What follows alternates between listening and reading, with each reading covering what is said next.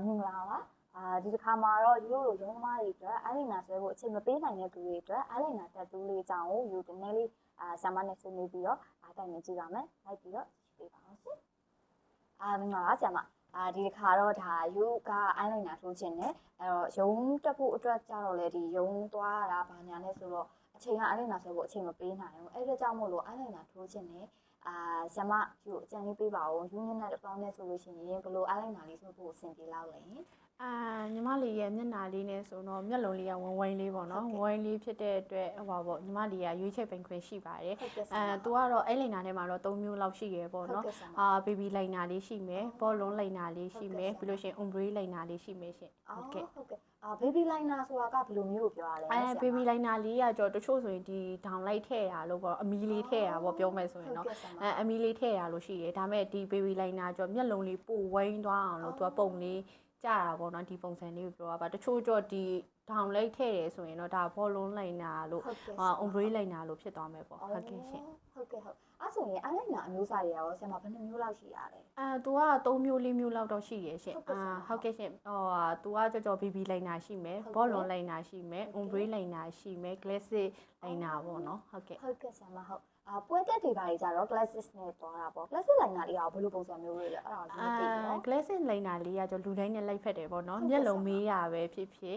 ်မျက်အိတ်တွဲရပဲဖြစ်ဖြစ်မျက်ရည်ရှိရပဲဖြစ်ဖြစ်ပေါ့နော်လုံးဝဟိုလိုထင်းထင်းမကြိုက်တဲ့သူတွေအတွက်ကပို့ပြီးတော့အဆင်ပြေတယ်ပေါ့ classic လိုင်နာလေးပေါ့နော်သူကကြောပို့ပြီးတော့ဒီအမီလေးတွေမပါတော့ပို့ပြီးတော့မျက်လုံးဝင်းဝင်းလေးဖြစ်စေတယ်ပေါ့ဟုတ်ကဲ့ပါဆရာမလူကကြတော့ဒါအခုမှပထမဆုံးစပြီးတော့အားလိနာတက်တူထိုးမှာဆိုတော့လေအရင်ဘယ်လိုပြောမလဲမျက်လုံးနဲ့ဒီဟိုပေါ်နေရလားဒါမှမဟုတ်အားလိနာဟိုပုံမှန်ဆွဲထားသလိုမျိုးလေးအရာလေးပဲအဲ့လိုမျိုးလေးရှိရလားဆရာမဘယ်လိုမျိုးရှိသူကကြောထိုးလိုက်တဲ့ပုံစံကြောဒီပေါက်နေတဲ့မျက်တောင်ပေါ့နော်အေးပေါက်နေတဲ့မျက်တောင်လေးအပေါ်လေးပေါ့နော်တချို့တော့ကြီးချင်တယ်ဆိုတော့ဆရာမတို့အပေါ်လေးကိုတက်ပင်ထိုးပေးတာပေါ့အရင်မကြီးချင်ဘူးမတိတာချင်ဘူးဆိုဒီမျက်တောင်ပေါက်ဒီမျက်တောင်မွေပေါက်တဲ့နေရာလောက်ကနေပဲစထိုးပေးရပေါ့နော်ဟုတ်ကဲ့ပါဆရာမဟုတ်အဲ့ဆိုရင်တော့အမျိုးအစား၄မျိုးမှာမှလေသူကရောမျက်နှာကြားနဲ့ဆိုင်နေရလားဆရာမဘယ်လိုမျိုးမျက်နှာကြားနဲ့မဆိုင်ဘူးရှင်ဘယ်လိုပြောရမလဲသူ့ရဲ့မျက်လုံးအလိုက်ပေါ့နော်အဲ့လိုမျိုးပုံစံလေးပါပဲသူကကြောလူတိုင်းရွေးပိန်ခွင့်ရှိရပေါ့နော်ဘယ်လိုပုံစံပဲထိုးပေါ့နော်ဒီမျက်လုံးကပုံစံလေးအတိုင်းပေါ့နော်တချို့ကြောတဘာဝဆန်ခြင်းနဲ့ညီမလေးအရင်မတိတာခြင်းဘူးဆရာမဆိုရင်အဲ့လိုမျိုးဆိုရင်တော့ဒီ classic လို့ဒီ baby လိုင်နာလေးလို့အားပေးပါတယ်တချို့ကြောပေါ်ချင်တယ်ထိုးမှဖြစ်ရင်တော့ပေါ်ချင်တာပေါ့ဆရာမရဲ့ဆိုရင်တော့ဒီပေါ့နော်ဒီဘောလုံးဖက်သွားတဲ့ဟာလို့ umbrella ဖက်သွားတဲ့ဟာလို့အကြံပေးချင်ပါတယ်ဟုတ်ကဲ့ဆရာမဟုတ်အနိနာကရောဒီ iPhone လိုမျိုးဒါကတော့တက်မေးကြည့်တာပေါ့ iPhone လိုမျိုးရောင်းနေရှိလားအမဲလေးပဲသူတို့အမဲလေးပဲထိုးကြတာများပါတယ်ဟုတ်ကဲ့ရှင်အမဲပဲထိုးတာများပါတယ်ရှင်ဟုတ်ကဲ့တချို့ကြောအရင်ပေါ့နော်ဟိုမဲတာကြီးမကြိုက်ဘူးဆိုရင်တော့အညိုရင့်လေးတွေထိုးလို့ရပါတယ်ရှင်ဟုတ်ကဲ့တွေ့ဘူးတော့လေဟုတ်ကဲ့ရှင်အဲ့ဒါကြတော့အသားရည်နဲ့ဆိုင်သွားမလားဆရာအသားရည်နဲ့တော့မဆိုင်ပါဘူးရှင်သူကအယောင်အတက်ကြနဲ့တော့ဆိုင်နေရှင်တချို့ကြောအယောင်ဒီအသားရည်နဲ့မဆိုင်ဆိုမဲ့တချို့တော့ဆိုင်တော့ဆိုင်နေပေါ့နော်ဟိုအရင်ဆိုင်နေလို့ပြောတာမဟုတ်တချို့ကြောအသားညိုတယ်ဒါမဲ့ဒီအမဲတချို့နေရာမှာအမဲထိုးလိုက်တဲ့အတွက်သူကအရင်ကြာသွားတာလို့ဆိုရင်တော့ဒီအယောင်ပြောင်းလဲမှုတော့ရှိရပါတော့ဟုတ်ကဲ့ဒီအားလိနာရောဆရာမအချိန်လောက်ခံလဲတစ်ခါထိုးပြီးလေတစ်ခါထိုးမြင်သူကလည်းဒီမျက်ခုံလိုပဲပေါ့နော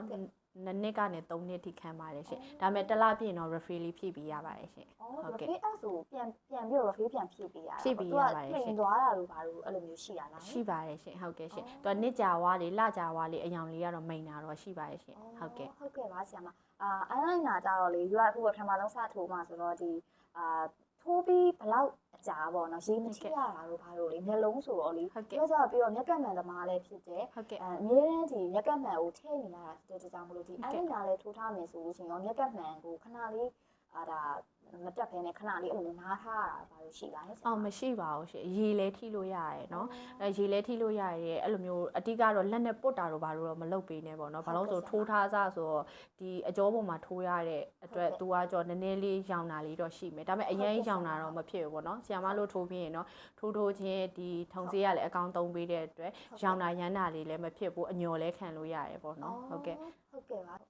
ါဆရာမအဲ့ဒါဆိုလို့ရှိရင်ဒီဂျနက်စစ်မှာကရောဘယ်လိုစေးမျိုးစားလေးတွေတုံးပြီးတော့ဒီ iron လိုင်နာကိုထိုးပေးရလဲရှင်ဂျာမနီနဲ့ USA ပါပဲရှင်ဟုတ်ကဲ့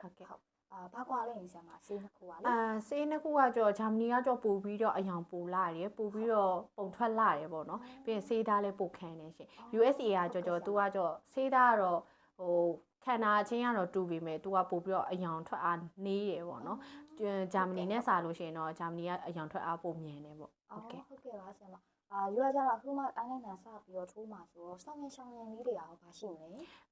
သူကအဲ့လိန်နာကြောရှောင်ရမ်းတိတ်တော့မရှိဘူးပေါ့နော်လက်နဲ့ပုတ်တာတို့အဲ့လိုမျိုးပေါ့နော်ဒီမျက်လုံးအိမ်တွေပေါ့နော်ဒါလိုပုတ်တာတို့ပြီးလို့ရှိရင်ဒီမျက်တောင်မွေးတွေပေါ့တချို့တော့ရားလို့လေဆိုဆွဲတာလို့ပြီးလို့ရှိရင်ရေကတော့ထိလို့ရပါတယ်တချို့တော့ရေမထိဘူးပေါ့ရေမထိဘူးဆိုတာတချို့တော့ပို့ခန့်ခြင်းလို့ပို့ပြီးတော့အယောင်ကြတာမမြန်ခြင်းလို့ပေါ့နော်အဲ့လိုမျိုးလေးတွေရှိပါတယ်ဟုတ်ကဲ့တတိထားစရာတော့အရင်ကြီးတော့မရှိဘူးဟုတ်ကဲ့ရှင်ဟုတ်အဲ့ဆိုလို့ရှိရင်ဒီ refill ကrefill က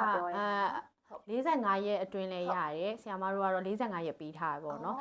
ဒီရုံးမိန်သမားတွေပေါ့နော်အလုံးမအားတဲ့သူတွေအတွက်တော့45ရက်ပေါ့နော်ဒီအမှန်တော့တစ်လအတွင်း refill ဖြစ်တော့ပို့ပြီးတော့အဆင်ပြေတာပေါ့ရှင်ဟုတ်ကဲ့ရှင်တစ်လပြည့်သွားလို့ပေါ့နော်ဟုတ်ကဲ့ပါဆရာမအကယ်၍